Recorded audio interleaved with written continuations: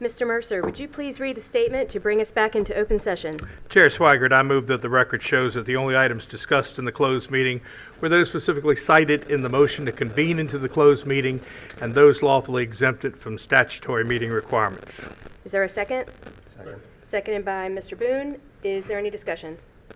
All those in favor, please signify by saying aye. Aye. Opposed? Dr. Smith. Motion carries with all board members voting yes. Dr. Cotton, do you have items resulting from closed session? Yes, Madam Chair, thank you. The first motion is I recommend student number 1 be expelled. So moved. Motion has been made by Mr. Mercer, seconded by Mr. Lamonia. Is there any discussion? All those in favor, please signify by saying aye. Aye. Opposed? Dr. Smith. Motion carries with all board members voting yes.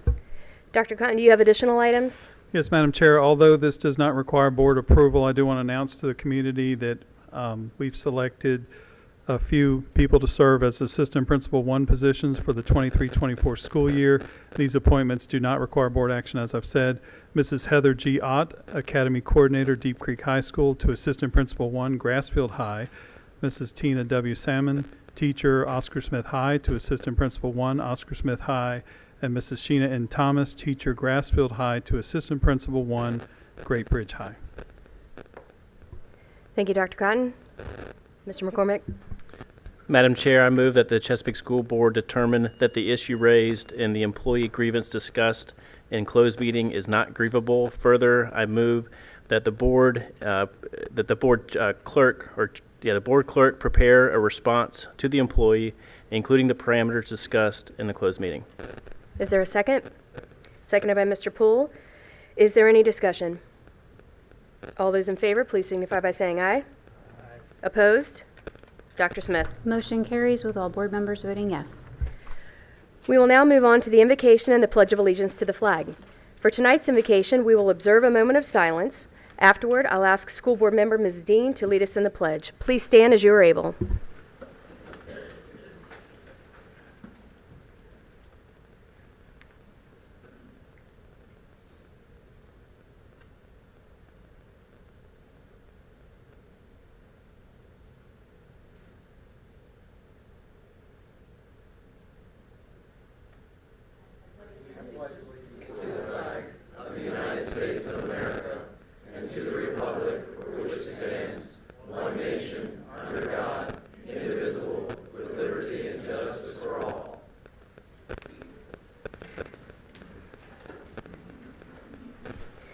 There being no awards and recognitions this evening, we will move on to the hearing of citizens. During their allotted time, speakers should observe our rules of decorum and know that expressions of concerns and criticism on matters of school policy and operations is welcome. While the speaker's own comments are welcome, they may not play pre-recorded messages. Dr. Smith, are there any citizens who have requested time to speak this evening? Yes, Chair Swigert, we have 22 citizens requesting time to speak. I want to thank those speakers who have signed up to address the board this evening.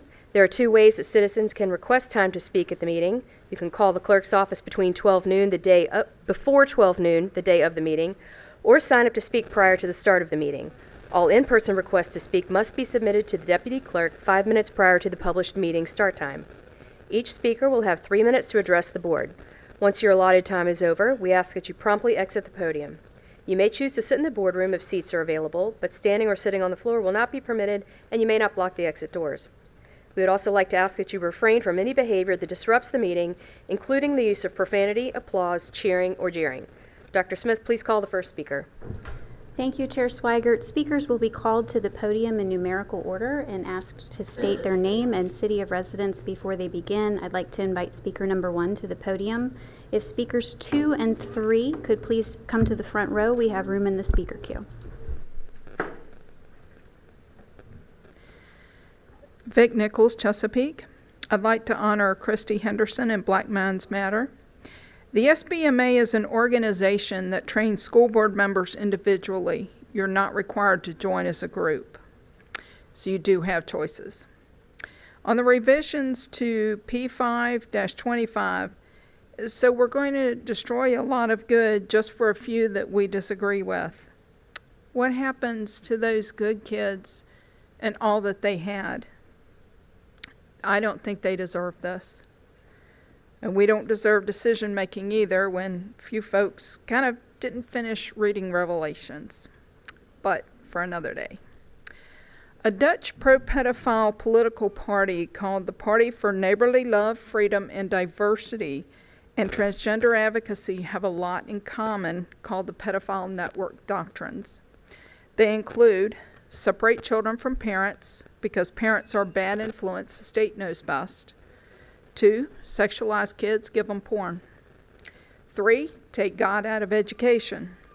And 4, kids consent, consent, consent. They should be able to do anything. It's going to leave what pedophiles have been asking for, because if you can consent to this, then the one thing more fluid than gender is age. Think about what people are teaching in the classrooms. Keep watch. Thank you. Speaker number 2, it's your turn at the podium. Please state your name and city of residence before you begin. Speakers 3 and 4, if you'll come to the front row. Good evening, everyone. My name is Kathy Harrison. I live in the city of Chesapeake. I'm a retired Chesapeake public school teacher, and I am involved in the Good News Club. And I will speak basically on facility use.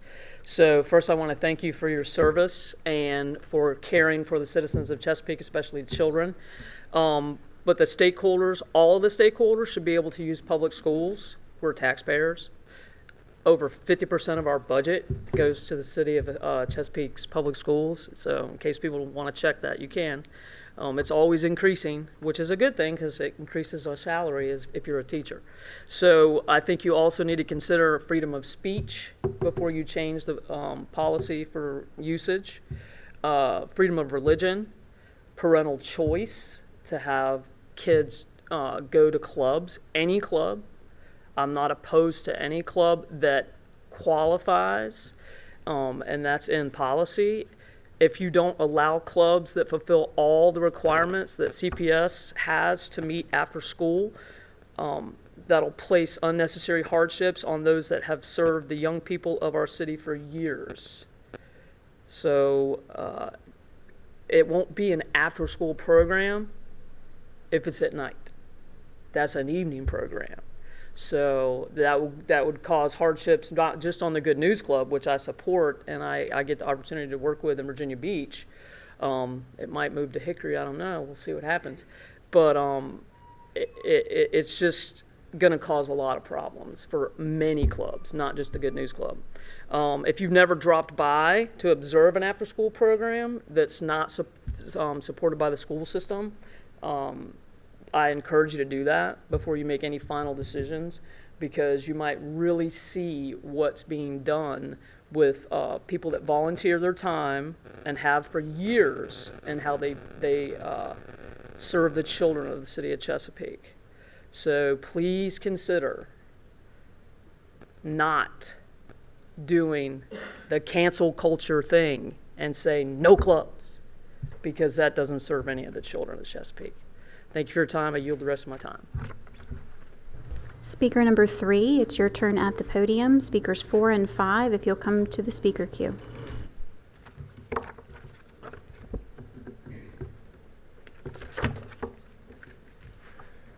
My name is Kellen Caldwell, representative of the student athlete body at Western Branch High School. I am here to discuss the current condition of our track and the immediate need to replace it. Our severely aged track is completely made out of asphalt, which can cause injuries such as medial tibial stress syndrome, or better known as shin splints, and IT band syndrome, which happens when a tendon in the quad is irritated from rubbing against the hip joint or knee. Injuries such as these can cause athletes to miss vital training, and in some cases cause us to miss whole seasons. Our track also has sinkholes near the first lane, which can be seen in these pictures, along with their size and location. Years of temporary repairs on our outdated track are failing, and because of this, our track is becoming unsafe for use. In addition, high school runners can only compete on rubberized surfaces. We are missing many opportunities to host track and field events and compete on our own campus. As you may or may not know, we face many academic and social challenges in high school. As student athletes, We look forward to doing something we love at the end of the day and representing our school and community in a positive way, only to walk out to a track and equipment that is not safe for us to use. I would like to note that the track and field team is not the only group of students that use the track at Western Branch High School.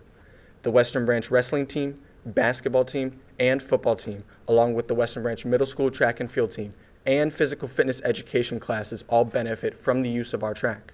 We also have athletes from other athletic teams at Western Branch train and compete with us during their off-season. During our seasons, we travel around Hampton Roads very often. When we visit the other schools in our city to participate in the meets, we see new and well-maintained rubberized tracks and equipment. Along with these new tracks, a brand new, beautiful baseball practice field has been constructed at Jolliffe Middle School. New lights have been installed at the same school for their softball field. A brand new lighting system has been installed for the Western Branch football field.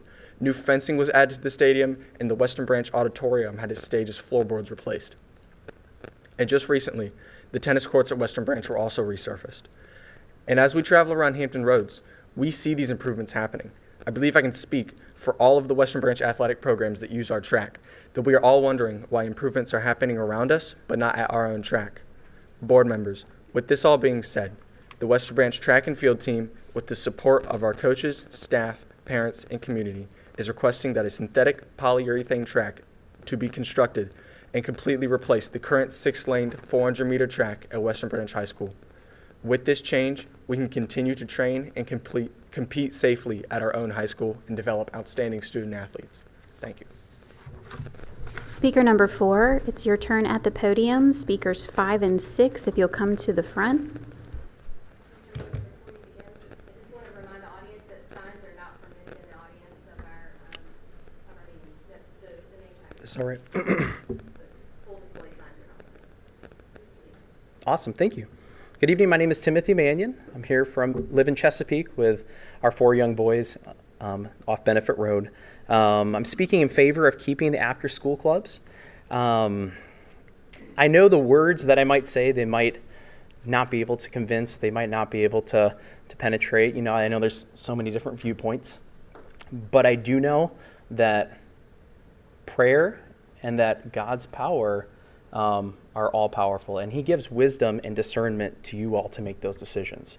And I thank you that you've given us the opportunity to speak. And that's what I've been praying over the past while, is that He gives you discernment and knowledge and wisdom beyond yourself, because I know that's what I need. And I've asked the same for each of you. As a father of 4 young boys living here in Chesapeake, it's hard to stay silent, because I know as our boys come up into school age years now, and having the opportunity to be able to enjoy after school clubs like I did. I had the opportunity to be able to be parts of drama clubs after school, and vocal clubs, Bible clubs, and the list could go on, and sports. Were just so integral into allowing me to be able to grow as a leader, in my own community. So my desire would be to have the next generation to have the same opportunities that were afforded to myself, to be able to have those after-school clubs. Specifically, my boys this past year were able to, a couple of them, be able to go to a Good News Club. And seeing their behavior afterwards, seeing them coming home singing and singing Bible songs, and their temperament and their demeanor, it was very encouraging to see. And I, as a parent, that's what I want. That's what I want to continue, in our household. Obviously, we will train them in our household, but having those opportunities to interact with their peers, having the opportunity to be able to meet after school, and for a parent to be able to choose which clubs they go to, I think is so important. So I thank you for the opportunity to speak here tonight. I hope you consider the cost of, if we do away with all clubs, what that will mean to a lot of children that are in our public schools. Thank you. Speaker number 5, it's your turn at the podium. Speakers 6 and 7, we have room in the speaker queue. Good evening, my name is Robin, and I'm a Chesapeake resident. I'm here this evening to pursue the goal of eliminating non-exempt clubs from being able to meet in our schools. And I'd like to begin tonight by sharing a great quote that I just ran across recently. It said, "Knowledge is the information that we have, but wisdom is the application of that information." That being said, I am so grateful that this topic will once again be discussed by you this evening. Many of us have spoken out meeting after meeting, imploring you to revisit your decision on this topic. We have shared the dangers and the truth behind the Satanic Temple, which sponsors the Satan Clubs, and we've asked that you visit their website to see their bold stance that they actually hold on the abomination of Christ, life, innocence, and morality. Knowing that Satan is a liar, a thief, masks himself as light, and wants nothing more than to destroy our youth, I sincerely hope your willingness to receive this knowledge will give you the wisdom to make the right decision by amending Code 5-25 that was voted on earlier this year. And hopefully it will help you by knowing that we have conversed with some members of the Good News Club, and we're attempting to come up with ideas on how we can both accomplish our goals. Getting back to wisdom and knowledge, Ecclesiastes 7:12 states, "The advantage of knowledge is that wisdom preserves the life of him who has it." I don't know how many of you have been able to see the film yet, Sound of Freedom. It is a phenomenal movie, a true story about a man named Tim Ballard, who was a special agent for the Department of Homeland Security and worked as an undercover operative to rescue children involved in sex trafficking. I bring up this movie tonight as it is another means in which Satan is trying to destroy the hearts and souls of our children. Examples of this evidence is, I was shocked to learn that the United States is the #1 consumer of child trafficking.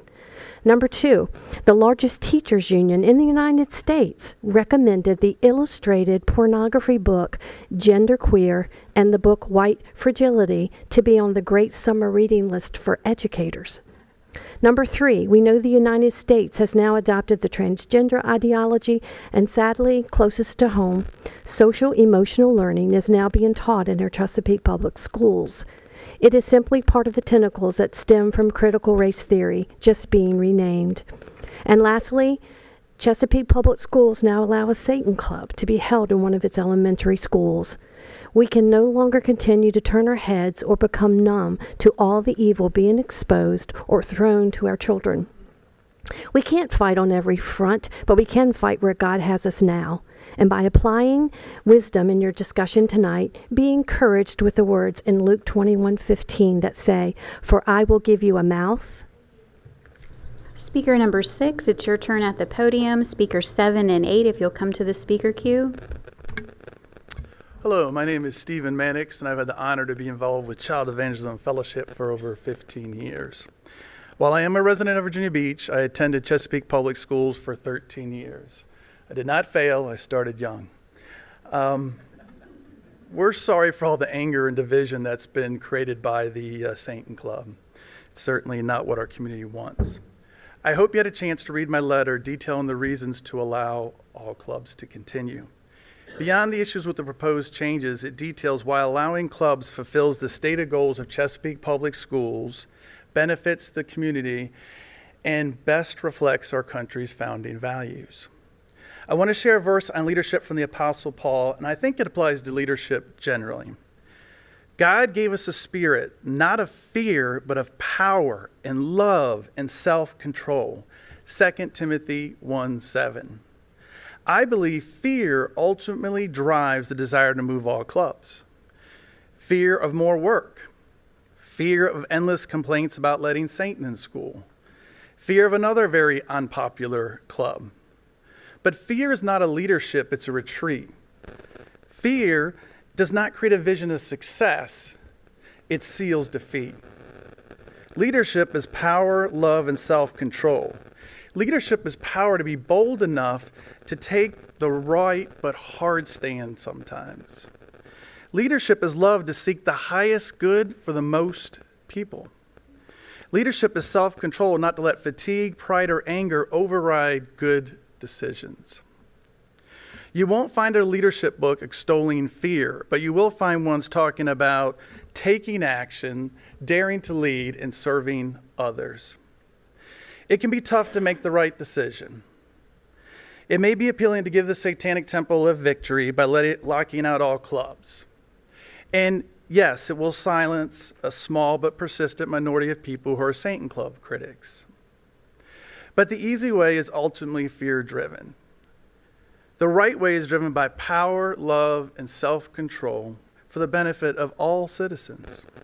Please, please stand firm for first principles. Defeat the Satanic Club by allowing residents to use their schools for youth-oriented community organizations. Thank you for your time and thank you for your service. Speaker number 7, it's your turn at the podium. Please state your name and city of residence before you begin. Speakers 8 and 9, if you'll come forward to the speaker queue. Good evening, Mary Murphy, Chesapeake. I appeal to you again as a taxpayer, concerned citizen, and woman of faith, and ask you to either deny the after-school Satan Club or exclude all non-exempt organizations from utilizing Chesapeake Public School facilities. The after-school Satan Club is manipulating a few adults and their children to propagate bad science, political activism, and damaging secularism. They are so deceptive and contradictory. This club is a catalyst to undermine teachers, parents, and communities. Their cartoon video says it all. Satan's not an evil guy. He's your pal. He looks for truth. Let's help him, boys and girls. He's an imaginary friend who can teach us how to live. He's not scary. Several times the children are told there is no hell. Satan is their symbol of standing up to tyrannical authority, which for them it seems to be any level of law and order. Again, I refer you to the Satanic Temple's website for a plethora of relevant information about their philosophy and purpose. In addition to several previously disturbing immoral tenets, rituals, and initiatives I cited, here are a couple different ones. From a newsletter on their website with respect to abortion rights, the legal arguments we're using in lawsuits focus on bodily autonomy. For example, forced pregnancy can be considered involuntary servitude, which is unconstitutional under the 13th Amendment. Abortion bans infringe upon our members' religious freedoms by barring their ability to practice the third tenet, which is one of our core values and is specifically invoked when our members perform the satanic abortion rituals. The Satanic Temple has offered Devil's Advocate scholarships to students who have extraordinarily shown how compulsory schooling has dampened their creativity and inhibited their potential. The winners receive $666. One such topic was, please discuss and describe in detail any one of the teachers who crushed your spirit, undermined your self-confidence, and made you hate every minute you were forced to stay in school. Is this after-school Satan Club the Emperor's new clothes? Does the Father of Lies have the temple members, some of you and a few parents, duped, while parents, educators, and the community are crying out, not in our schools? The major religions of the world, Islam, Christianity, Judaism, know and avow there is a hell and Satan is real. We in Chesapeake believe in God, and we proudly display "In God We Trust" on our city vehicles and our council chamber. Fear of consequences can paralyze, but it's always necessary to stand up for the truth. Don't let us conclude that you believe there is no Satan, no hell, no heaven. This is all there is, so be your own God, do whatever you want to do. Should we conclude this is what you believe for your children and everyone else's? Please, protect the students, teachers, parents, and community. Cease allowing the after-school Satan Club to meet in our schools. May the strength of God pilot us, the power of God uphold us, and the wisdom of God guide us. Amen. Thank you. Speaker number 8, it's your turn at the podium. Speakers 9 and 10, we have space in the speaker queue. Hey, good evening. I'm Dan Hardesty, pastor at Centerpoint Community Church, and I'm a resident here in Chesapeake. So first of all, thank you for the opportunity to speak. Appreciate Ms. Weigert, Mr. Mercer, all the board members. Your faithful service to our community does not go unnoticed. We appreciate you guys. I'm a great bridger. I used to ride my bike down Cedar Road to go to school. I would not recommend that today to anybody. And I benefited greatly from the school environment that sought to impact students beyond the classroom. It was teachers like Ms. Boyette who invested in people like me. She taught me algebra, and I'd never liked math. I still don't like math, but it was what she did outside of the classroom that truly impacted me. As a matter of fact, I think the social and moral compass that I have today, I'd be indebted to her for starting that. There was another teacher who I don't remember his name, but he looked like Mr. Cotter from Welcome Back. And he nudged me into speech club, to the club. And I think that was probably the impetus that started me on the path to being a pastor and a preacher. These are important times in my life. The positive effects of extracurricular activities and after-school clubs is essential to our students and our families. And I think a diversity of such groups with leadership from teachers, parents, or community volunteers, whomever it might be, is imperative to the life and the encouragement of our students. So I would encourage you to adopt a policy that allows facility use for a large breadth of such groups, whether they're school-sponsored or not. Numerous studies reveal tremendous benefits of after-school programs. 2013 study I was just reading, After School Alliance, says after-school programs improve school attendance and school engagement and learning, and school improve test scores, grades, cause students at great risk to show greatest gains, keep kids safe, healthy, on track for success, and help working families. That's pretty amazing. After-school clubs. School Specialty Organization states that every leading study regarding the impact of extracurricular activities on child development shows that academic grades, study habits, school-based behavior all improve when children attend regular after-school clubs. So I'm asking you to create and approve a policy that would allow for the most robust freedom when it comes to after-school clubs. I think our community deserves that. At the end of our last school year, the club that we work with, the Good News Club at BM Williams, hosted a family day, and multiple parents told us this was not just a benefit for our student, this was a benefit for me as a parent. So we want to work together with you to maintain such things and to serve our families well in that way. Thank you for your time. Speaker number 9, it's your turn at the podium. Speakers 10 and 11, if you'll please come forward to the speaker queue. Good evening. My name is Timothy Todd. I am a resident of the city of Chesapeake. I had the great honor and privilege of speaking with you guys last month, about AC on our buses. And I misspoke a couple of times, and I am also an ordained minister, so I believe what the gospel says, that if we misrepresent publicly, we should acknowledge publicly. And Mr. McCormick, I owe you a great deal of asking you to forgive me for what I put you under the bus under, per se, of saying that you did not contact me back.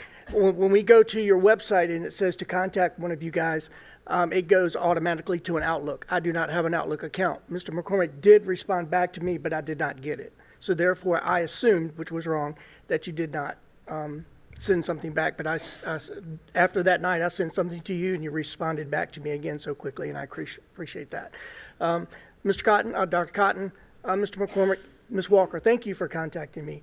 I appreciate the effort that you guys are putting into our AC buses, and I know that you guys have really, really blessed us with what we have, and I hope that we can continue to get more so that all our drivers and students can be AC'd. But again, Mr. McCormick, I ask that you please forgive me of my sin that I gave against you, and that we can move forward and work together. Thank you for your time. Speaker number 10, it's your turn at the podium. Speakers 11 and 12, please come to the speaker queue. That was awesome. Good evening. My name is Chris Williams. I'm a resident here at Chesapeake, and I'm also a pastor at Centerpoint Community Church. Dan's the co-pastor with me, and I'm here to speak about the facility use policy here. I spoke here last December, and I appreciate the opportunity to speak again. We are deeply grateful for the work of the school board, the administration, and the schools, and your collective commitment to our community and to quality education for our children.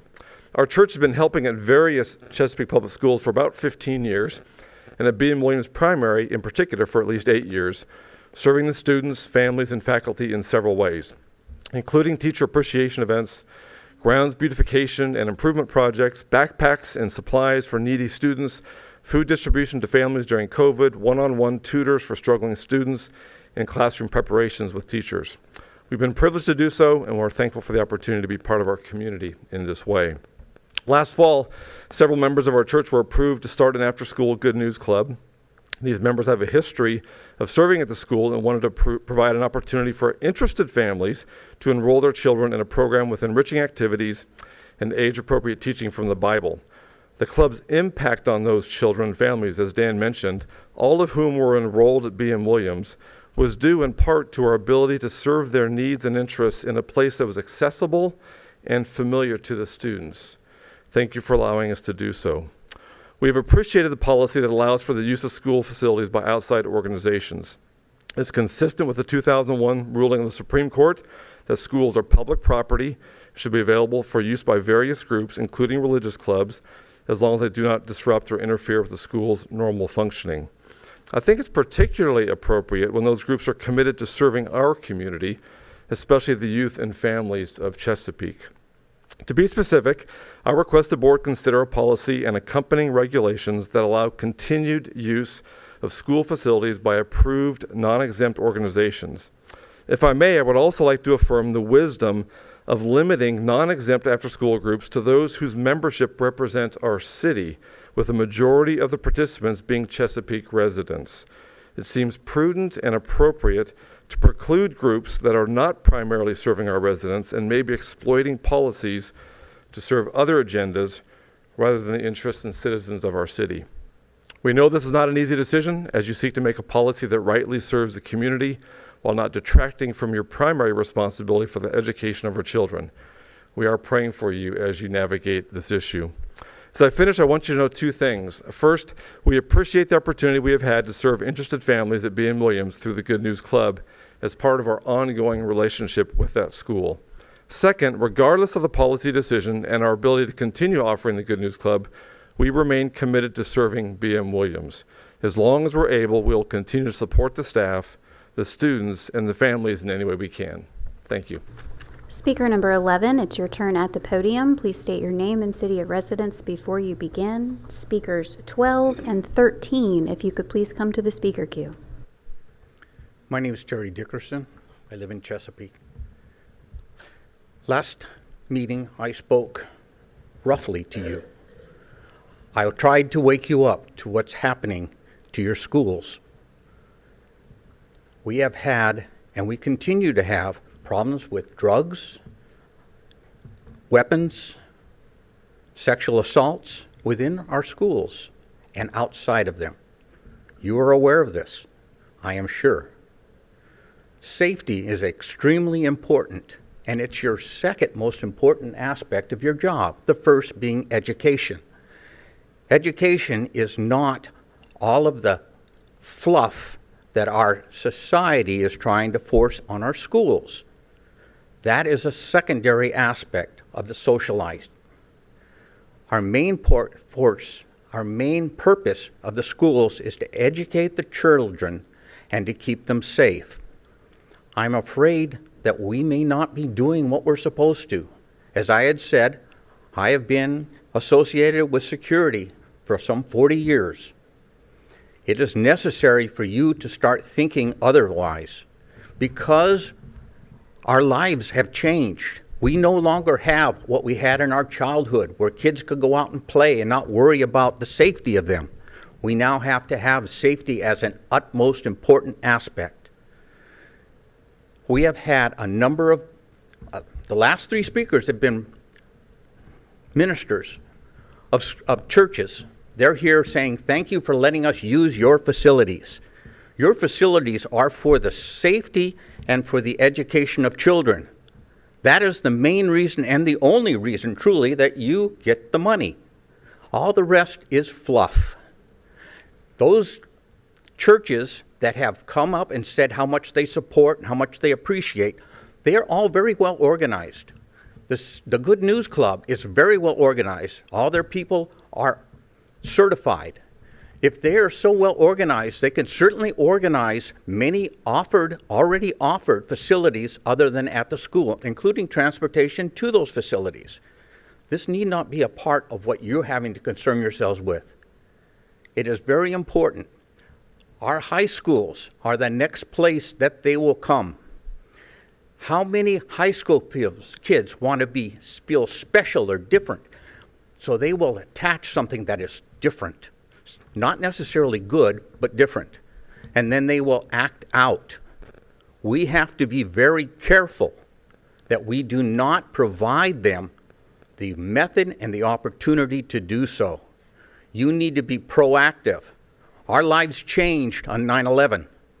How horribly it changed. We don't want our schools to change this coming year for something happening. Thank you. Speaker number 12, it's your turn at the podium. Speakers 13 and 14, if you'll report to the speaker queue. Good evening. My name is Gail Dickerson. I live in Chesapeake. I'm here to speak against the after-school Satan Club sponsored by the Satanic Temple. I'm a retired public school principal that held multiple positions at the district office. I've done multiple workshops in multiple states for teachers and administrators. I've taught multiple grades from pre-K through 12. I've been administrator at sites from a pre-K special ed site to a junior high with a full-time probation officer and a full-time police officer. That should tell something. I've had multiple degrees in education, and I've been all the way over on the pay scale for many, many years. I've been on the board members at the high school. I've dealt with everything from drugs, weapons, attempted suicide, all types of assaults, including sexual, and yes, deaths. I've been at sites with gang members that didn't swear in front of me, where teachers and administrators were thrown against lockers, and yet they never laid a hand on me. I was hurt by a second grader off his meds. That changed my life forever. I could stop a fight on a bus or kids to move with a few words and maybe a whistle. As on one evaluation it was said, "She is small, but she is mighty." Again, after my accident, it changed my life forever. So why am I here? Just as teachers, parents, and administrators saw me as fair, I treated all parents, all teachers, all students the same. I cared. I have nothing invested here. I have no students. I have no grandchildren, but I care. This program, this satanic program, has nothing on the table that is positive. It looks like a PR nightmare to me. I had to decide what type of things were on my site, and I would never have approved this. I understand the challenges that you guys have, but have you looked at the site that this program is backed by?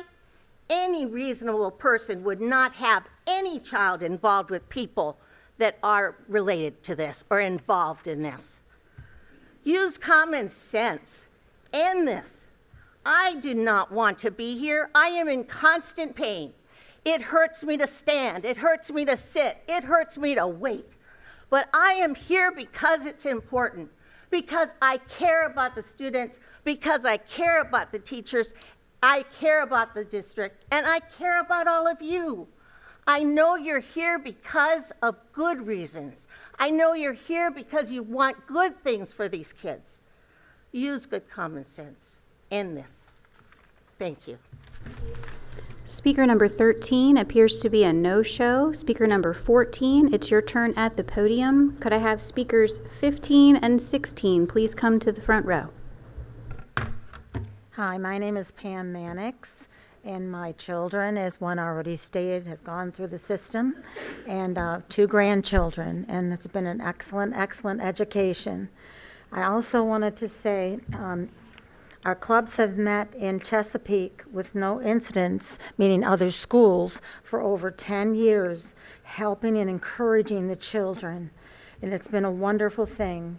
And I asked myself, what about the parents and citizens who really want the clubs to continue? Do they have a vote here? Why is an organization can come in and incite changes for the whole system? Instead of us Chesapeake people, maybe we could ask the parents, why are we responding to a later time to have clubs, knowing children, they won't return?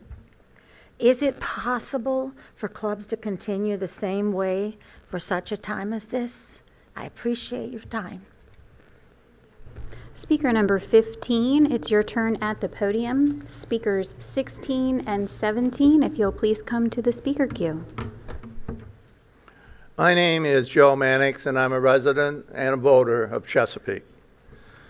First of all, I want to thank you for your service and all the time that you spent on this single issue. I am concerned about the amount of time and energy that you have spent on this Satan's Club. And the effort it has forced on the school board as well as the administration. I thought this controversy was settled over 3 months ago, but obviously it wasn't. Now we have a proposed policy before us that eliminates the Good News Clubs as well as any other non-school affiliated club. The purpose of the Satan's Club movement is to oppose Bible clubs, plain and simple. They are only open in schools with an existing Good News Club. Where there is no Good News Club or Bible club, there is no Satan's Club. And yet, we have a proposed new policy before us that will eliminate all non-school affiliated clubs.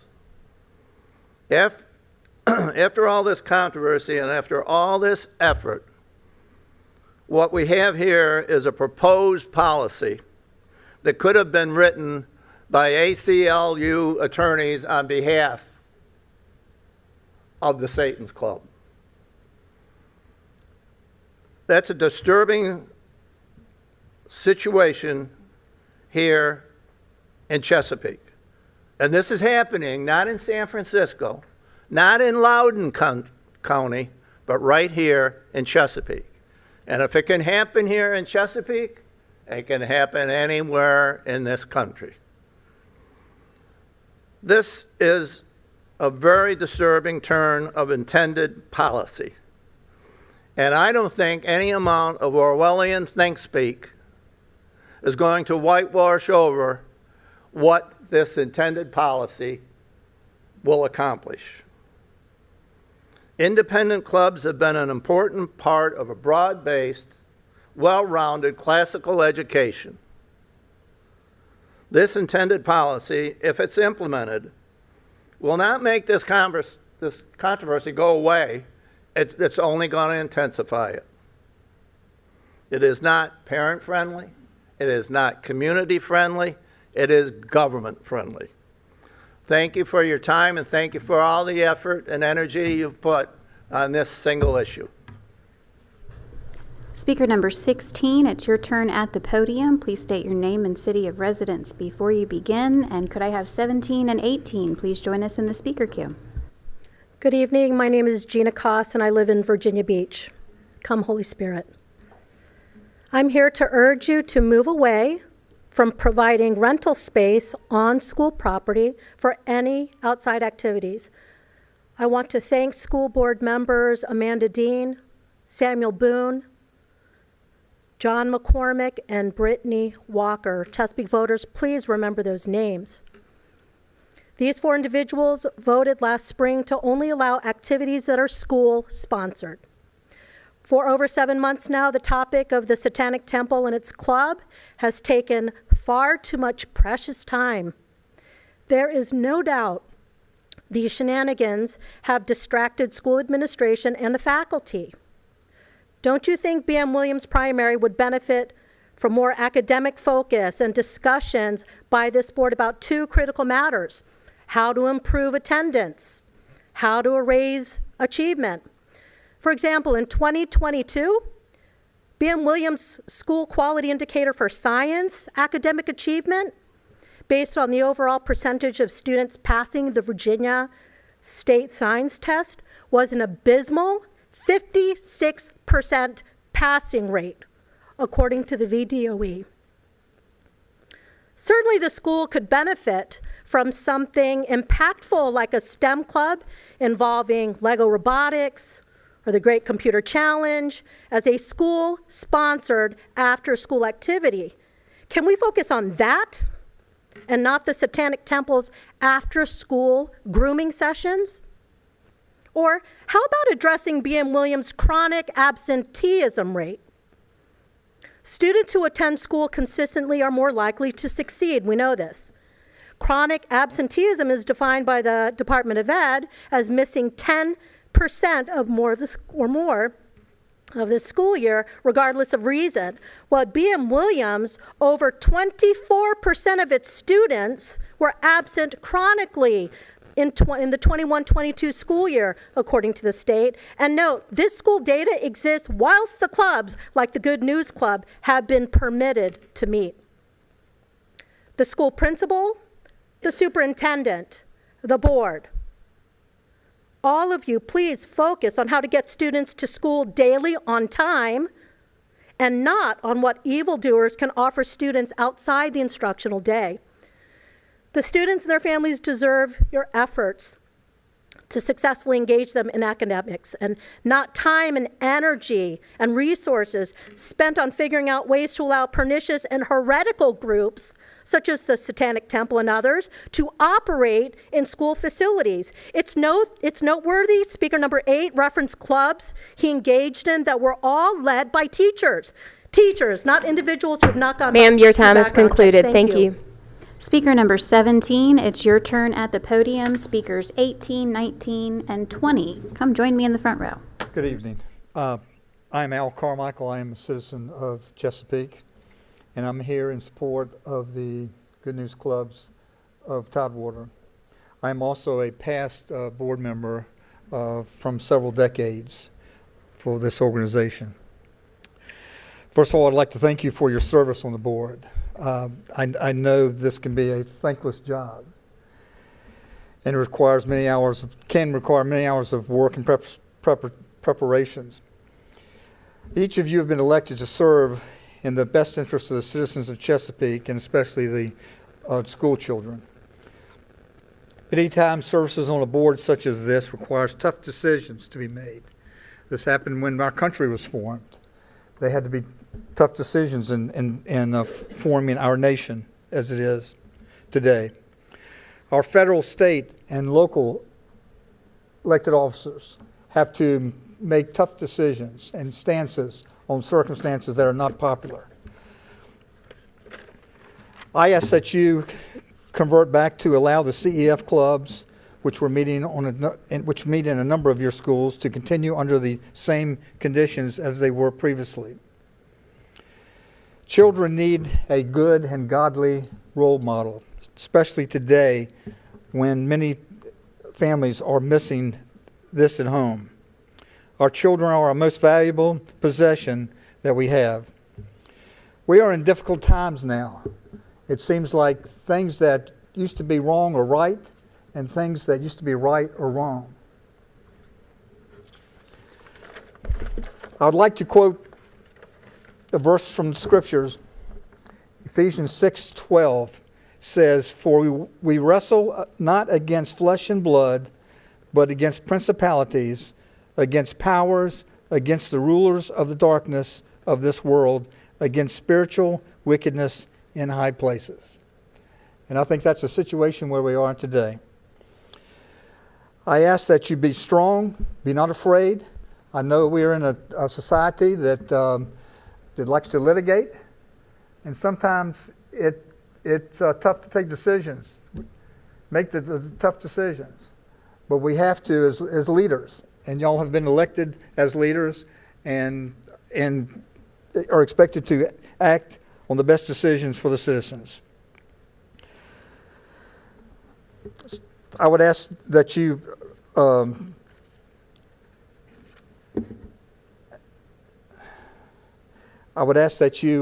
before making your decision on this issue, that you would ask God which way you should vote on this stance of Good News Clubs and as far as these clubs, after school clubs. I want to thank you for your time, and I ask God bless you all. Thank you. Speaker number 18, it's your turn at the podium. Please state your name and city of residence before you begin. My name's Kenny Jakes, and I'm from Moyock, North Carolina. And I've got grandkids in Chesapeake. And I got to tell you, I'm not very educated. I dropped out in the 9th grade. But just the thought of having these activities in schools, these activities in schools, after school activities, are something I greatly needed. Whether it's the Satanic Club, which by no stretch of the imagination do I advocate at all. But if I'm going to have these clubs, at least they're in a controlled environment where they can be monitored by those who are in charge of these different institutions. And what a better place, rather there than outside. And this is not just a mandate for the schools, this is a mandate for parents. Parents should be involved in their schools because the teachers that are teaching in the schools, they should be supplementing what their parents should be doing. And that is monitoring their kids. And I don't know if a lot of y'all I think probably some of you most of you are probably younger than me, except for this gentleman right here. But they came out with a term in the 80s, it was called latchkey kids. Well, these latchkey kids were, I'm letting myself out, locking the door, and I'm unlocking the door and letting myself back in. But these kids, with these activities in schools, they're the ones that are supplementing these parents having to work.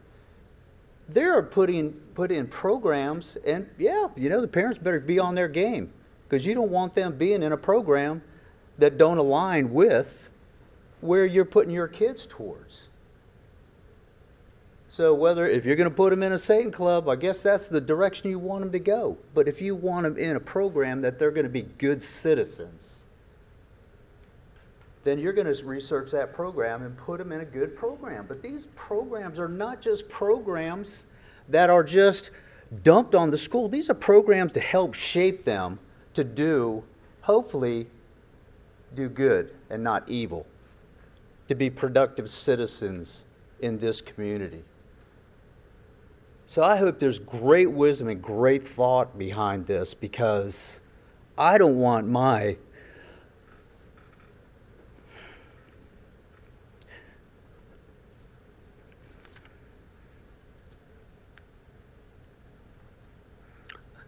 grandkids taking the route that I took. And I chose to take that route. I own that. I chose that. But thank God, He drew me into Himself, and He helped me. And I'm going to end it with this. Okay. Speaker number 19. Thank you. Please state your name and city of residence before you begin, and could the remaining speakers please report to the front row? My name is John Paul Fabrizio, and I'm a resident of Spring Grove, Pennsylvania. I'll be speaking on the Satan clubs. We live in a world that thinks it's okay to hold after-school Satan clubs for children. The question naturally comes up, what possible justification could there be to promote such a thing for our children? The Satanists claim that if one club is allowed at a school, then there should be as well. But this is false. Why? Because there is right and wrong. There is good and evil has no rights. True freedom consists of freedom from evil. Is a heroin addict a free man? After all, he chooses to take the drug, right? Of course he is not free. He is enslaved to his vice. If we really want to protect true freedom, we must reject evil in all forms. That is not what the Satanic Temple wants to teach our kids. Instead, they present them with a distorted idea of freedom.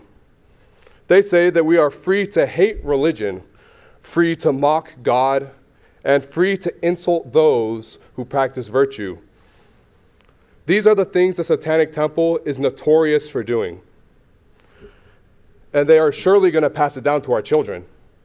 In fact, on their own website, the Satanic Temple states that we should defend a quote-unquote right to offend. After all, we can only imagine the consequences such an idea would have on our children. For example, why would a bully, when a teacher is telling this bully to stop harassing a younger child, under the Satanic Temple's, freedom to offend, why would the bully stop? These are not the kind of things we want our children to learn.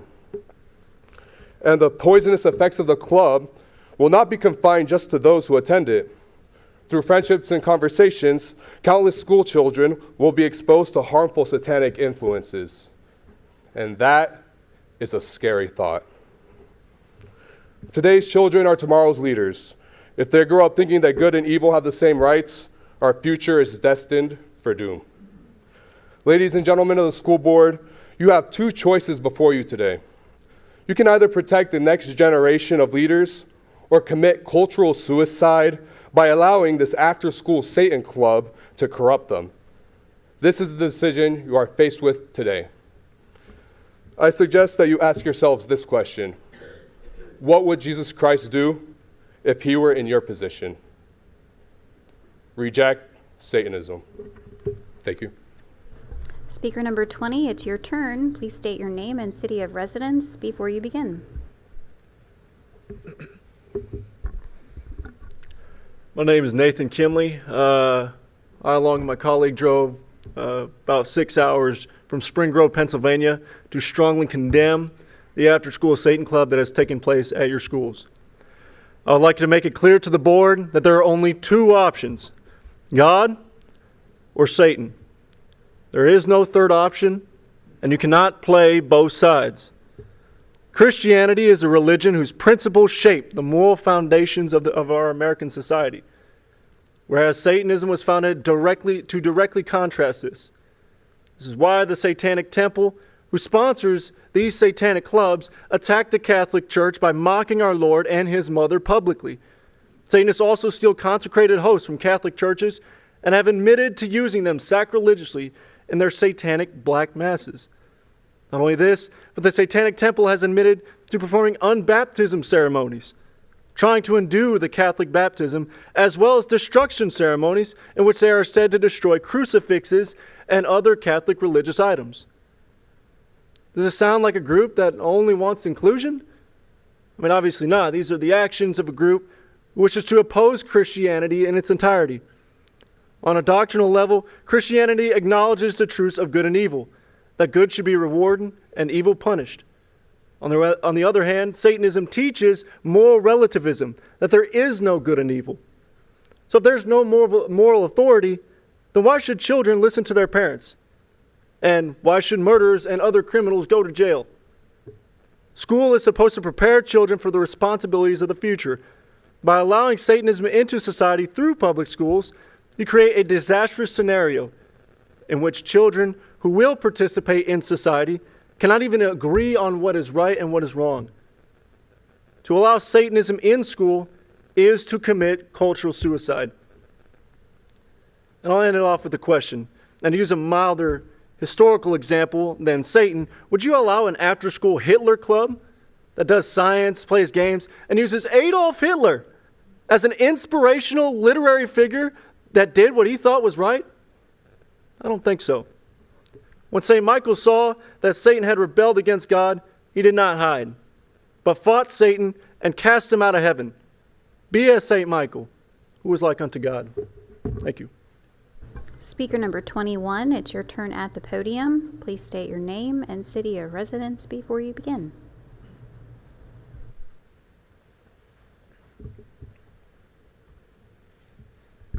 My name is Jonathan Marine. I'm a resident of McLean, Virginia. America's a free country, but what's freedom? For many Ten Commandment Americans, it means the freedom to pursue what's right, one's own good as well as the common good. Freedom is given so that we can follow the law of God. When we claim it extends to doing evil, we deny the order established by God and abuse the freedom He's given us. How have we come to the point that a Christian club and a Satanist club meet on equal terms in a discussion that affects school property, its use, but more importantly, its children? The culprit is the liberalism of our modern age.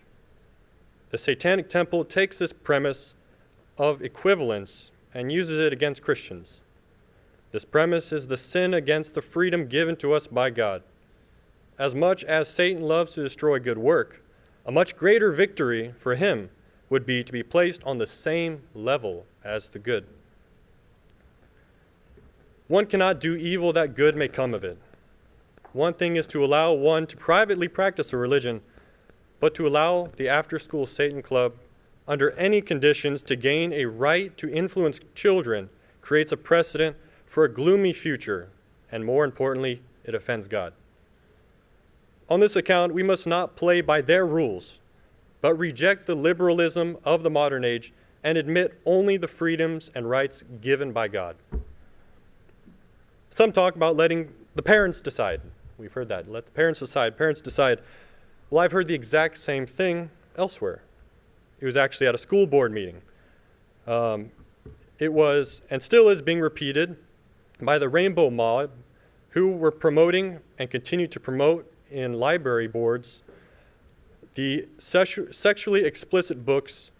It's even worse. It's in the kids section.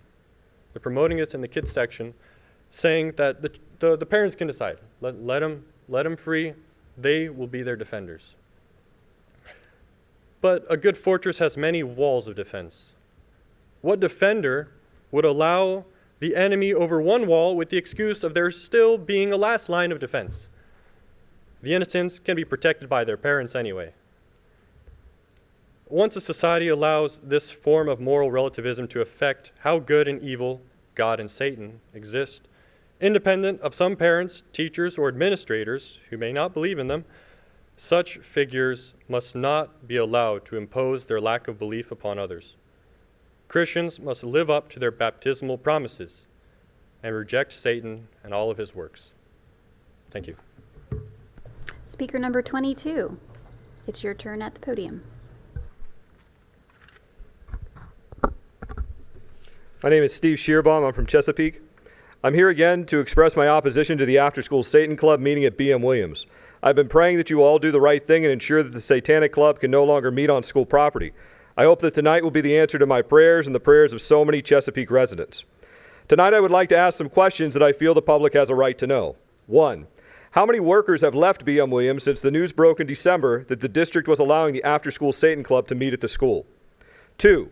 How does the number of workers leaving compare with the number of workers leaving other schools in Chesapeake and with prior rates of leaving BM Williams in previous years? 3.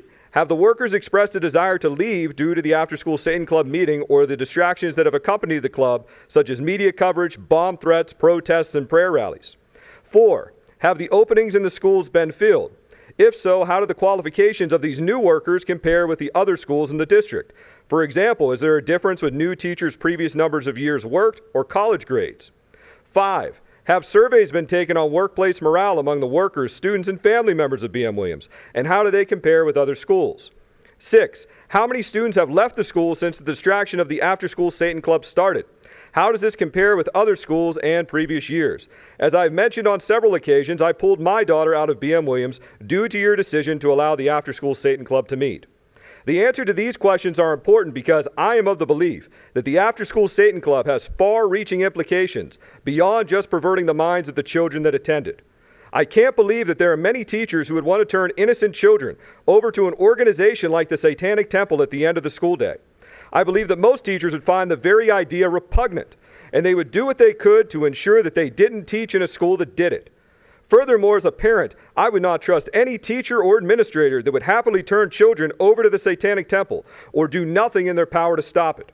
At the end of the day, it would just be easier for a teacher to leave the toxic environment that results from having an after-school Satan Club and find employment elsewhere. If you are looking for a job, the first thing you should do is look up a company you want to work for. What comes up when you search for BM Williams? Bomb threats, protests, and the after-school Satan Club. What type of person do you think would want to work there? Those red flags just aren't worth it when there are so many other places to work. Why don't you ask the students in the Teachers for Tomorrow program what they think about the idea of working there? I think their ideas would be enlightening, and maybe someone could write a wonderful dissertation about it. Your responsibility as policymakers is to make sure that the schools are staffed with the best teachers and staff possible, and that there is a safe learning environment. It should be clear to everyone that having an after-school Satan Club meet in the district accomplishes neither of these goals. May God have mercy on you all and on this city. May we all repent and make sure that something like this atrocity never happens again. Thank you. This concludes our speakers for this evening. Thank you for sharing your comments. Our practice is to receive information. However, we do not usually engage in dialogue, and that is our intent tonight. If appropriate and not already provided, someone from the superintendent's staff will evaluate your concern and provide a response. We will now move on to the consent agenda. So moved. Motion for approval made by Mr. Mercer. Is there a second? Seconded by Mr. Lamonia. Is there any discussion? All those in favor, please signify by saying aye. Opposed? Dr. Smith. Motion carries with all board members voting yes.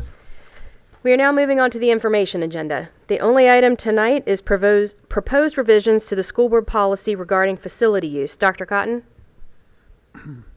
Thank you, Madam Chair. At the request of a board member, I'm bringing back the proposed revisions to school board policy P5-25 and the regulation R5-25, which were originally presented on February 13th, 2023. You remember at that time we presented two options to the board, which we called option A and option B.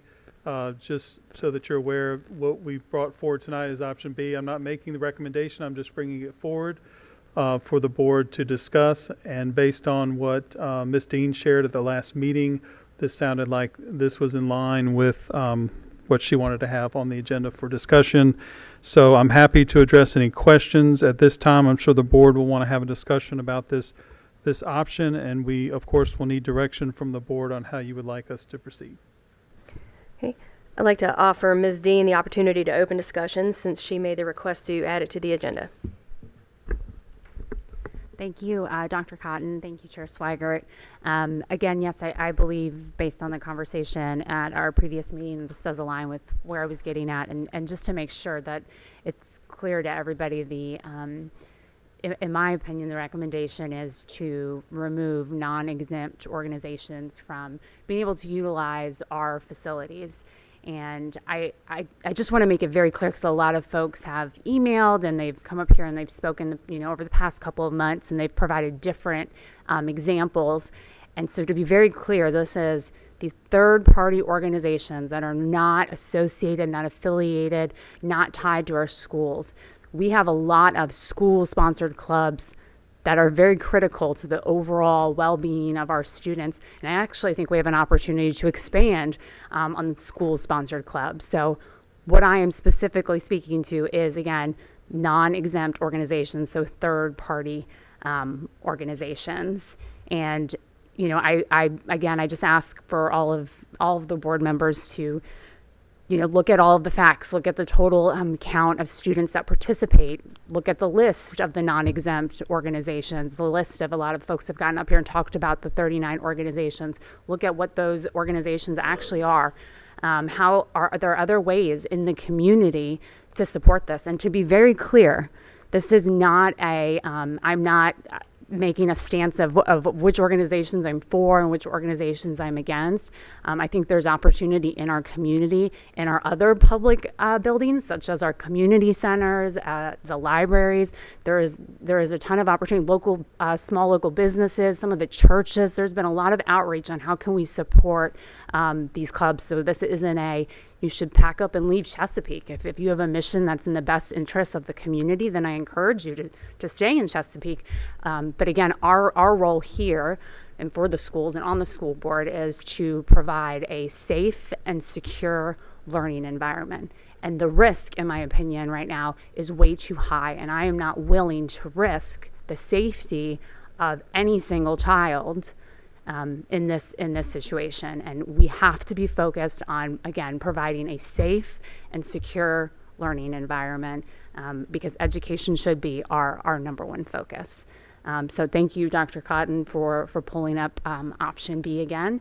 And I would ask my fellow board members to please consider all factors, internal and external, before making your decision on this. Ms. Scott?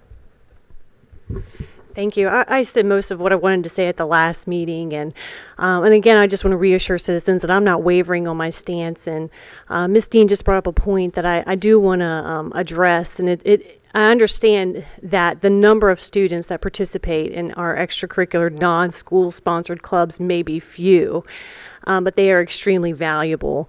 And the children who benefit the most from these organizations are children at our Title I schools, children of working parents, and children from low socioeconomic backgrounds. So it's those children that I feel that need a voice, and I'm going to continue to advocate for the existence of non-school sponsored clubs because I believe that you bring tremendous value, and I appreciate you giving your time to the citizens of Chesapeake and investing in our families. And thank you for being here tonight. Thanks.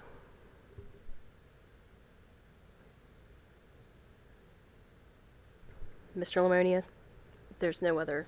Did you want to speak? Mr. Mercer? Oh, I do have one request of the superintendent. I think that he's already going to do this, but I want to make sure, because we've limited this to 2 clubs, and I'm not sure exactly how many clubs we're talking about. As I go down that list, some individual organizations are counted as separate clubs and everything else, but I know there's at least 38, 39 clubs, and I want to make sure that they know, if we proceed tonight to put this on the action agenda, that this is coming up and it's going to affect them as well. There are, and Ms. Dean alluded to that, there are some mighty fantastic clubs and organizations who use our facilities. The gentleman said he was, and so, well, let me do that and then I'll come back to that. If you could, or if your designee, make sure that a letter or an email go to those clubs and organizations that have used our facilities in the last several years, so that I don't want a change in policy if it was to occur, and then they say, I didn't know anything about this till I was notified when I tried to get the facility, because I think we should hear from different people. I could read all the list. I will tell you there are some fantastic organizations, the Tidewater Winds, the Bay Youth Orchestra, that would not be included in this. I've asked council to look into whether they're affiliated or not affiliated clubs, but on the list that we have right now is the Great Bridge Wrestling Club, the Bruins Wrestling Club, the Grassfield Wrestling Club, the Great Bridge Crew Club. I mean, the list goes on and on of different groups that are involved there. As the gentleman said earlier tonight, and he said he was younger than all of you except for me, I go back to history. The first night that I went on this board, we talked about allowing organizations to use our facilities. They're public facilities. The mayor at the time, Bill Ward, was asking us to allow Oscar Smith High School to be used for a semi-pro football team, and it went against the policy of the time. He also asked for some other things that we knew we couldn't provide, but we were being used as a pawn so that they could negotiate with Virginia Beach.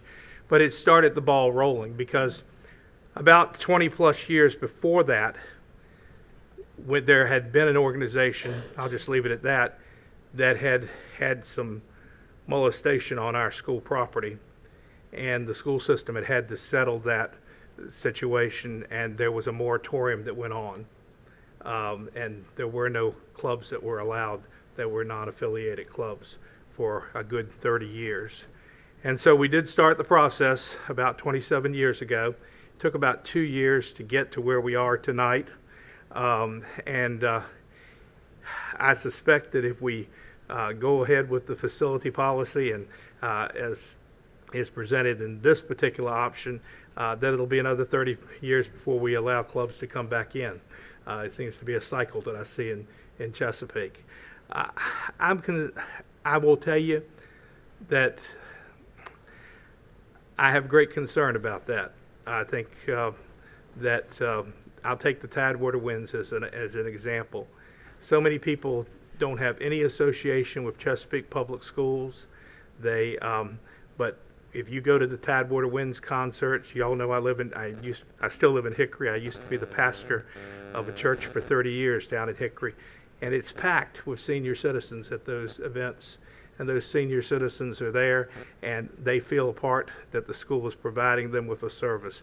And I think we need to be very, very, very cautious about that, and taking everybody out. But the rules in which we have today, it seems like it's all or nothing. We didn't make these rules. We're being blamed for them. It's actually a Supreme Court ruling involving Good News that came up with this. If you're going to allow one person to use a facility, you have to allow the others. And we're being asked to as the proverbial says, throw out the baby with the bathwater. I'm not sure if this comes tonight or that we put it on the agenda, the action agenda, how I'm going to vote. I have not said much about this and kept my thoughts to myself until tonight. I have been in deep prayer about this. There have been lots of statements that have been made. There have been lots of scriptures that have been used. And there have been a lot of non-scriptures that have been used as well by both sides. I keep coming back to Jesus' parable of the weeds and the wheat. And Jesus is asked, in the parable, do we take up the weeds? And he says, no, wait until the harvest. Because in tearing up the weeds, you're going to destroy the wheat. One of the saddest things that has happened in the midst of all of this is that on several occasions, there has been such vindictiveness in the groups that have been before us that I fear that people in the community get the idea that all we as Christians, and I am a Christian, believer in Jesus Christ as my Savior and Lord, but that all we want to do is hate somebody. You can't say you're going to hell and then smile at them. And we have to be very careful of that. As Christians, we're called to love our enemies. We're called to do good to those who would persecute us. We're called to walk the second mile. And we're also called, when we say, what would Jesus do? I think that he said that, Father, forgive them, for they know not what they do. And so I ask you to continue to pray for me. And pray for me when I make this decision, because it looks like I'm the fifth vote one way or another, and I don't like that. But I'm going to keep it in mind until we meet in August, if that's the will of the board, that we go to the action agenda, and I'll render that decision, and I'll expect a lot of emails from you. And I do read every email. Mr. Poole? Okay, I don't say much, but I will say this. We are the guardians or the gatekeepers of the school system. We're the ones who help make the right decisions for the right reasons. For a long time, a lot of these groups have been in our schools. They've been effective groups. They've helped children become better people throughout their lifetimes, and we've heard some of that today in the last few meetings. So for me, just like my brother there, I firmly believe that Jesus Christ is the Son of the living God, okay? And I'm not afraid to say that. But I also believe that Jesus always went where the enemy was to find more to come home. And if we banned everybody, we lose that hope. So from my perspective, it's very important that we are the light of the world. We must keep it shining for all the children in our community. Dr. Walker?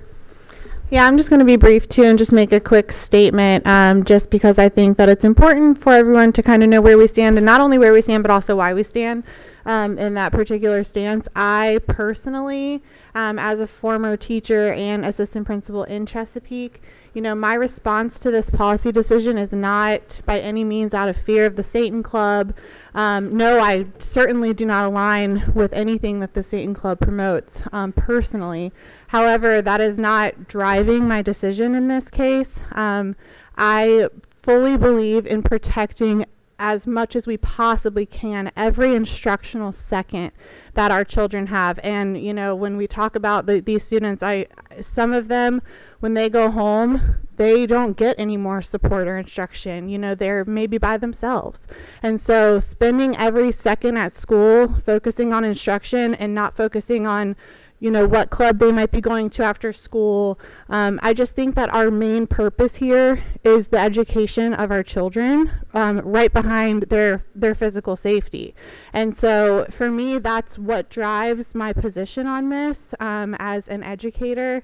I love what the Good News Club does. I fully support the Good News Club mission, but for me, this isn't about the Good News Club or the Satan Club. This is about an educational decision that I believe impacts instruction in ways that the general public might not even see, but from the inner workings of a school building, I have seen on multiple occasions. And so I just want to be completely transparent about my stance on that and why I think that, just so everyone is fully aware. Mr. Lamonia? Yeah, I agree. I think we all need to speak up on our stances here, and I'll be brief as well.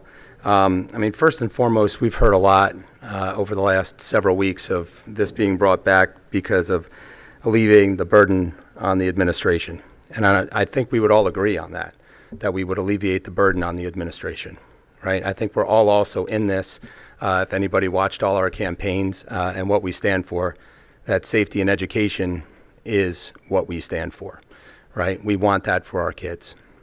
But when it comes down to what we're looking at in this policy and what we voted on previously, there's regulations behind this as well that implement this policy.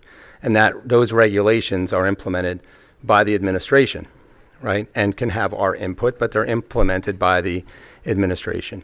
And I think, as it was alluded to, I think by Ms. Scott in our last meeting, we're human as well, right? There's things that we can overlook, or there's things that we can do better.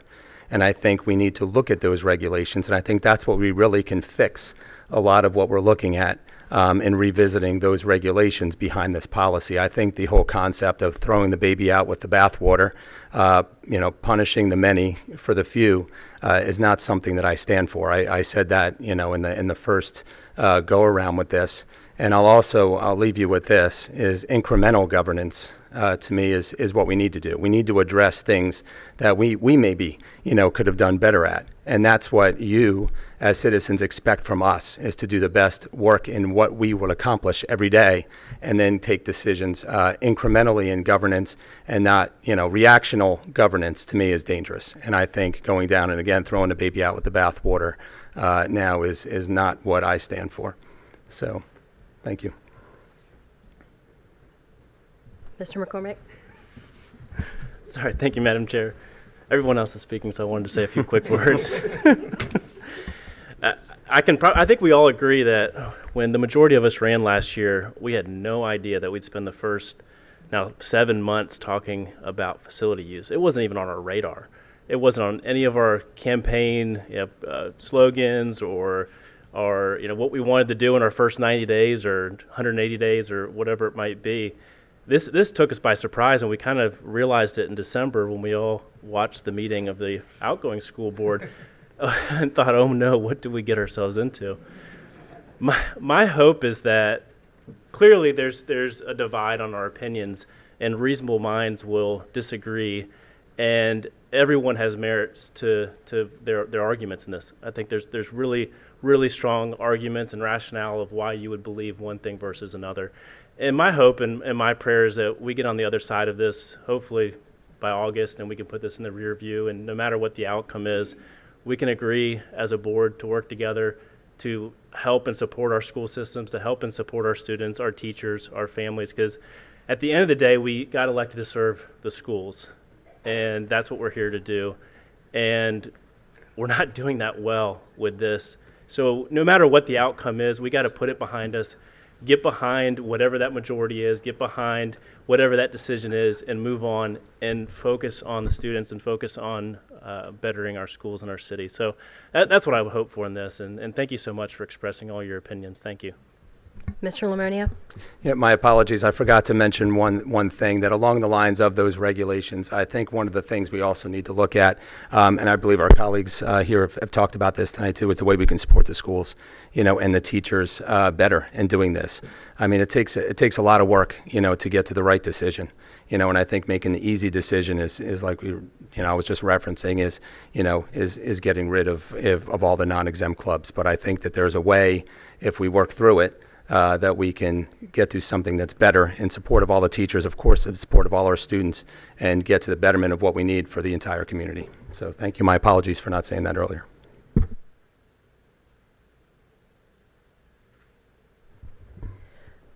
I will make just a very brief statement to, wrap up the discussion portion.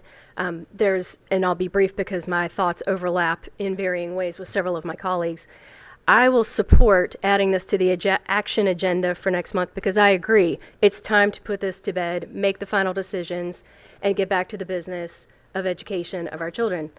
That being said, and I agree also that there are probably some regulation tweaks that need to be made to ensure that we are doing the very best job that we can for our students, the community, making sure that it is not disruptive or minimally disruptive to the instructional day, and to make sure that we are just conducting ourselves in a way that is as seamless as possible.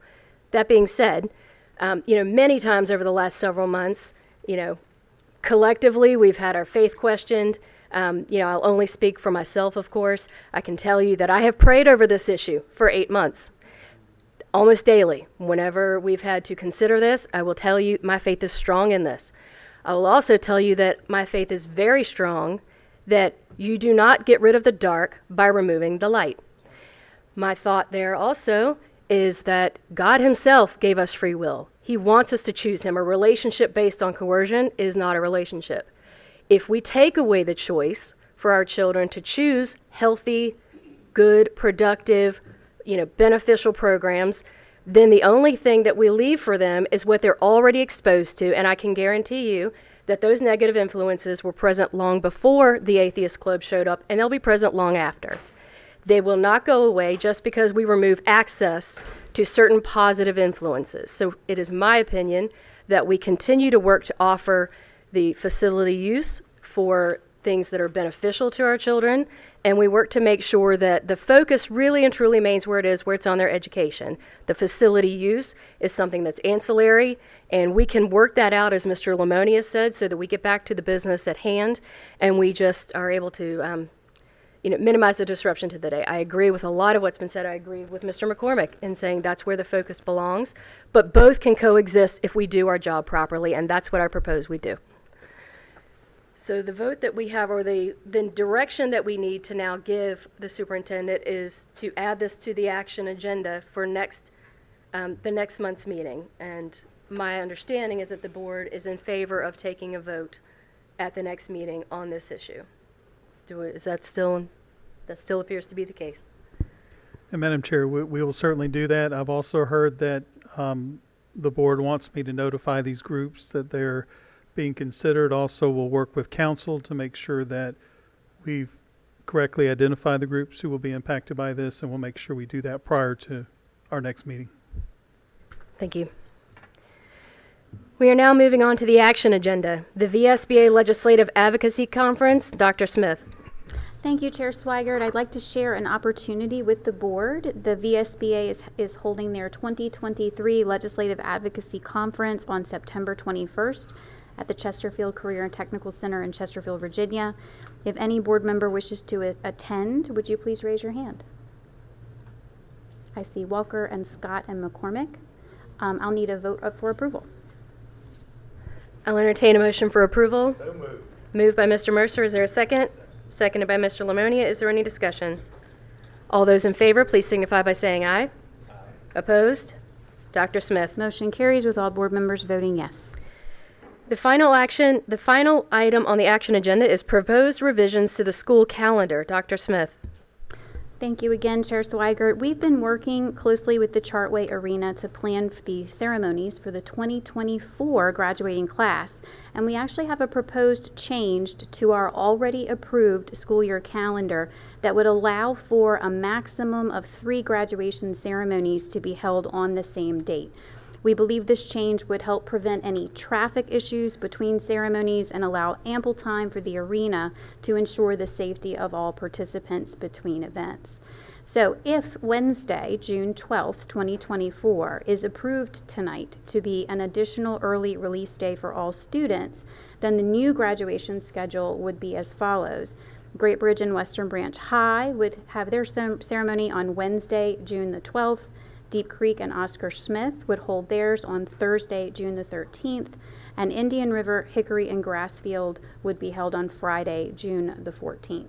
So as mentioned, this change would result in 1 extra half day for all students during that last week of school, and we are respectfully requesting board action on this item. I'll be happy to answer any questions. Are there any questions? I'll entertain a motion for approval. Moved by Dr. Walker. Is there a second? Second. Seconded by Mr. Mercer. Is there any additional discussion? All those in favor, please signify by saying aye. Aye. Opposed? Dr. Smith. Motion carries with all board members voting yes. We will now move to the superintendent's report. Dr. Cotton. Thank you, Madam Chair. I'm brief this evening. System Administrator Appreciation Day is Friday, July 28th, in case you were wondering. We hope everyone will take a few minutes on this date to say thank you to the IT staff in your life who work tirelessly behind the scenes to ensure your network is secure, your computer is up and running, and your printer is jam-free. Enjoy your day. Thank you, Dr. Faust, for you and your staff. And as a reminder, our next meeting will not occur until August 14th. This is our only meeting for July, so I just want to make sure that everyone's aware that our next meeting will be August 14th. Thank you. Last on our agenda this evening is board member items. Does any board member have items to bring before the group? Do it one. We had some speakers tonight on synthetic tracks, and can I ask Ms. Stutz a question? Are you okay? Ms. Stutz, do you have any idea of a roundabout amount that a synthetic track costs? I know they are not cheap. No, sir, they are not cheap. I will tell you that we haven't done one in a while. The last one that we did was Grassfield High School. I will tell you that we just maintained Grassfield High School, and that was basically $500,000 right there. Yeah. So a new one will certainly be definitely north of that. And part of that problem is that a synthetic track cannot be used in the same way that tracks around most football stadiums are used. You can't have the homecoming float and things like that on that because synthetic tracks are not made of a material that will allow that kind of activity. So yeah, that's correct. They end up tearing up the tracks a whole lot easier. One of the other difficult things is that the tracks, they like them to be 8 lanes, and we have many of our tracks are 6 lanes and they're asphalt. And of course, to make them 8 lanes, it's not just a matter of, okay, I can add 2 lanes, because in most instances, if you've been to high schools, you add 2 lanes and you're in the stadium, you're in the stands. So it becomes a much larger project than just, okay, we're going to add a synthetic track. Well, I know for indoor track, and I suspect for different types of outdoor, well, at least for indoor track, that our schools are currently going over on the peninsula for their meets, because there is nothing except for at Virginia Beach, and that's quite a track there at the Virginia Beach section. You get into the question that if you put it at one school, like you have it at Grassfield, is it fair for them to have that facility like that when the other runners don't have it at other schools? So, it's just like a high school football stadium. We've had the practice of having a stadium at every single school, rather than in some school systems having a major stadium and then having a basic outdoor facility. But it really isn't fair when one school has the synthetic track and the others don't have the synthetic track. So I don't know exactly what the answer is with that kind of cost factor that's involved. But it would be nice to, I guess y'all are looking at that. It's not the first time you've had that kind of request. And I know that that track probably needs some work, especially at Western Branch. Well, believe it or not, we replaced the track in 2019. So the track is fairly new. If there's a sinkhole out there, I've already made a note to see if there's an issue with the track. But that track was one of the worst ones we had. We did replace it, but again, it was replaced with asphalt. It was not replaced with a synthetic track. I think the difficulty you have, Mr. Mercer, is we have a lot of athletic needs, and you've got to pick what you're going to do. And you've been on the board now the longest of everybody that's up there. Everybody's mentioning that tonight. I appreciate it. And when we started doing some of the athletic facilities, we picked different schools to do different things. Mm-hmm. Oscar Smith High has an oversized gym. Not everybody has an oversized gym. Grassfield High has got the synthetic track. So we were trying to spread the love, so to speak, at that particular time. But we do have a lot of athletic needs at this particular time that really have kind of gone by the wayside during our less funding times, where it was do you fix the HVAC or do you do a track? And we fixed HVAC. Well, I think people hopefully will understand that with the advent of many more sports and a lot of those sports not being revenue-producing sports, that there's more of a financial burden. And, you know, at one point, years and years ago, even at the beginning of my time, most sports were self-sustaining, but that's not the case anymore. In fact, we've just established a new funding mechanism for sports in our schools. Is that true, Ms. Lucente? You can correct me. I'll do it from a distance. Okay. Truthfully, the athletic program has never been self-sustaining. Well, yeah, but the schools, they cannot subsist on ticket sales. So the funding that is now provided centrally was done by extensive fundraising by the schools to make the projects sustain themselves, because the only real moneymaker is football. Yeah. So it does not, the athletic fund does not, it's not self-sustaining. But isn't there a supplement now that's... the operating budget next year will provide about $3 million That's what I thought. towards the cost of the program. And the ticket sales are well under $900,000. Right. So it's never sustained itself. So am I far enough away for that correction? No, Mr. okay, Mercer, never I can add to sustained. that. What you're referring to is the centralized athletic fund, and we've done that because some schools could support their programs more than others, based Yes. on ticket sales and frankly based on the winning team. And based upon their based football on team. the season. So we wanted all schools to have access to funding to support their athletic programs. But the other thing I want to mention to you, make sure you're aware of, is we do have a strategic plan for athletics, and we are trying to work on those facility needs. We can't address all of the schools, but we're trying to upgrade facilities in different areas, but with the understanding that other schools can utilize those facilities. We certainly don't want to send our students out of the city to participate in some of our athletic events. So that has to be something that we need to work toward, but there's no way, as you said, that we can address every school at the same time. We're going to have to, even the speaker this evening talked about the tennis courts and the other facilities that have been upgraded, because we have been focusing on that. We've just been having to do a little bit for each school, not all in one. What I was alluding to. Believe it or not, I believe there was a time where it did take care, but I don't think you were around either, because you're younger than me. You know, I do think that there's allusion to a problem, and that is that when it comes to those type of track events, we don't have a facility, even the Grassfield facility, that can bring in district events and things to it. I'm going to let Dr. Miller answer that one, because she oversees the athletics more so than I do. Mr. Mercer, we do events at Grassfield High School. Do we have district meets? And Yes, yes, sir. Get to be at one. I'd like to go to one. Okay. Okay. All right. Seeing no other board member comments, I will wrap up. Observant eyes might notice a new face on the dais. We'd like to officially welcome Mr. Brad King, who is from Sands Anderson, our new school board attorney. And we would just like to this is his first night with us, and we appreciate he has jumped right in with us, and we appreciate his service. We just want to welcome you to our school district. And I would also like to very briefly wish a happy birthday to Miss Amanda Dean, who's celebrating later this week, and to Mr. Sam Boone, celebrating later this month. Happy birthday to you both. And with that, I will call this meeting adjourned.